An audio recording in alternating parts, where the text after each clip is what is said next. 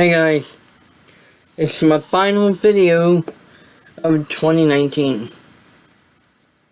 I'm gonna make this short as possible. I try not to get emotional because 2019 was an up and down year for me.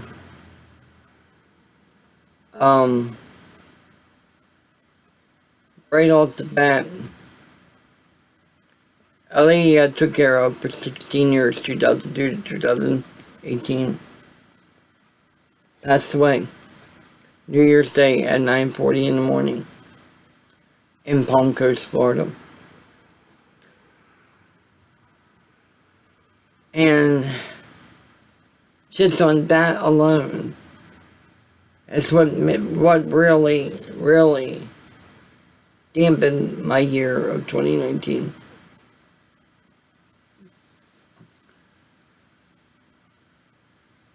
I had never been so despised of a year as much as I have 2019. I had a lot more downs than I did ups. But I'm not going to get into all that, I'm not going to, drag this video on. But what I wanted to do, though, was tell you guys, I hope that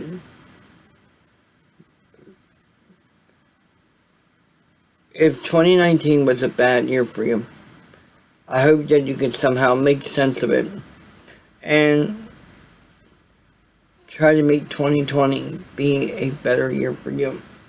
A much better year.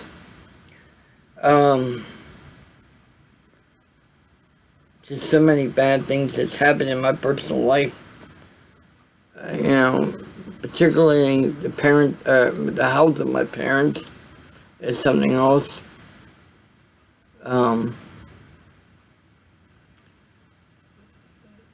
Lost a relationship.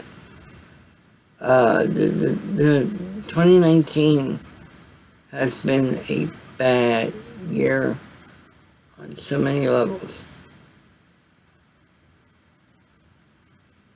And 2019 is a year that I can never forget.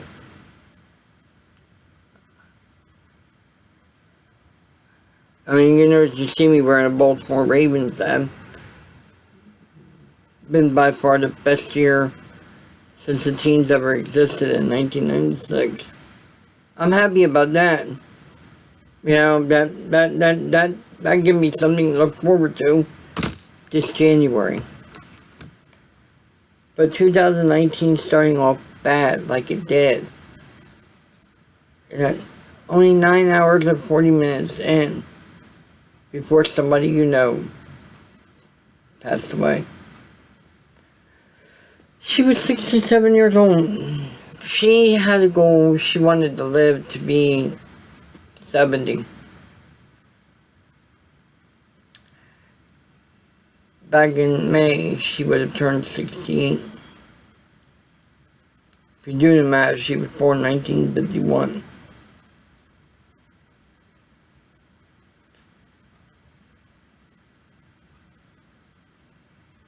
And I think about all the memories we shared. All the memories.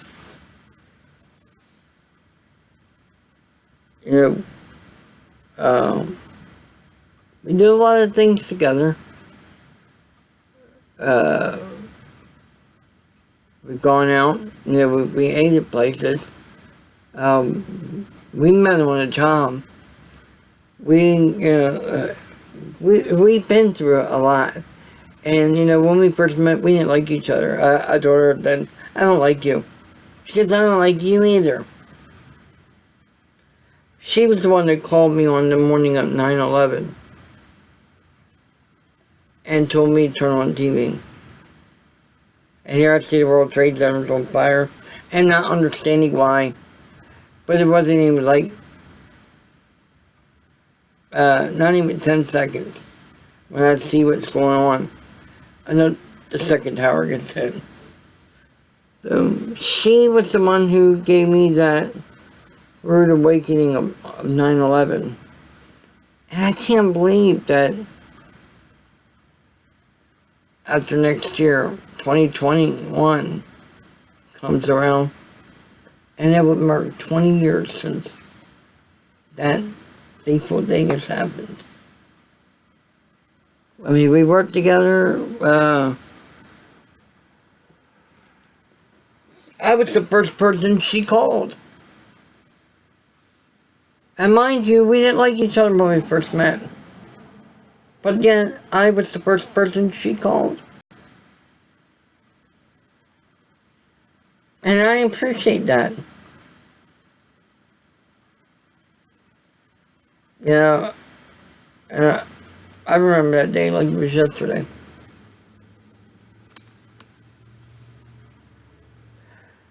I hope to never, ever have to get a phone call in the morning again of that nature and wake up and you just see thousands die right before your eyes. Thousands.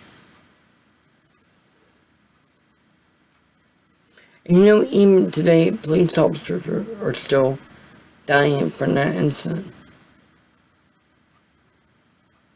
When you go on that Officer Down Memorial page, they classify it as a 9/11 duty-related illness. And every year, until whoever worked that day has all died off, the number's going to go up. 2019, another reason why I hate it was because of the death of police officers. You have to go back to, I think, 1942, I think it was.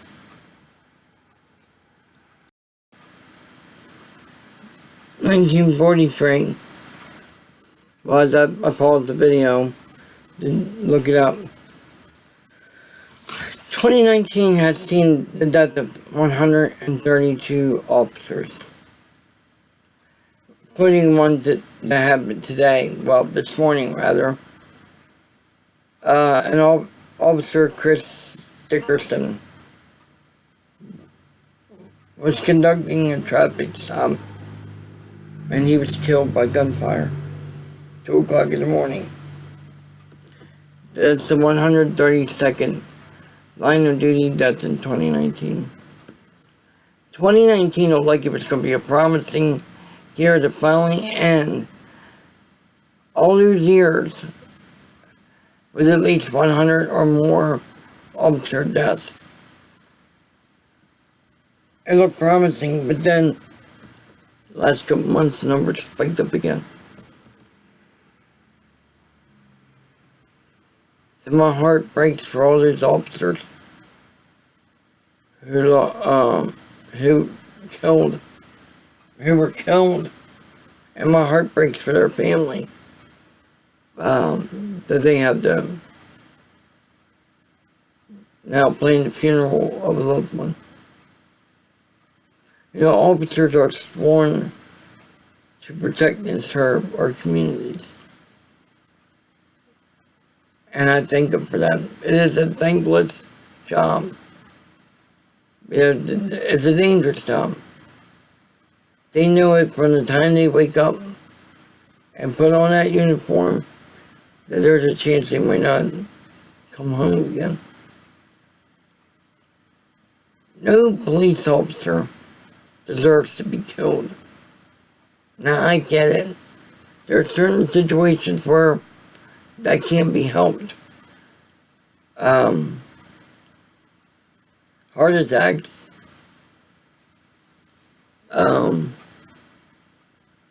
Duty-related illnesses, such as 9/11. But it's up to us to control things that would endanger the lives of our officers who are out there protecting and serving. Violence on our police officers needs to stop, people. It does. That, now, I mean, granted, I know not every officer is a good guy. I get it. But that doesn't make it okay to murder them. And there's really no excuse. Because they, well, he was arresting me, I had to shoot. No, we didn't need to do that. And so, it's your decision of what you, how you feel about police officers. Well, what you don't have the right is to take an officer's life.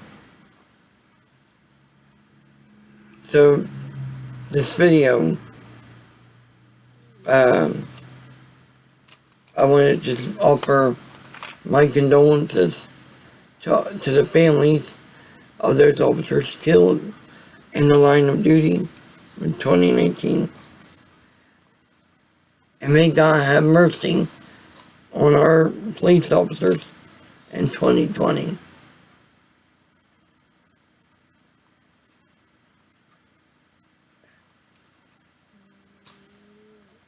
As I said, my heart breaks for him.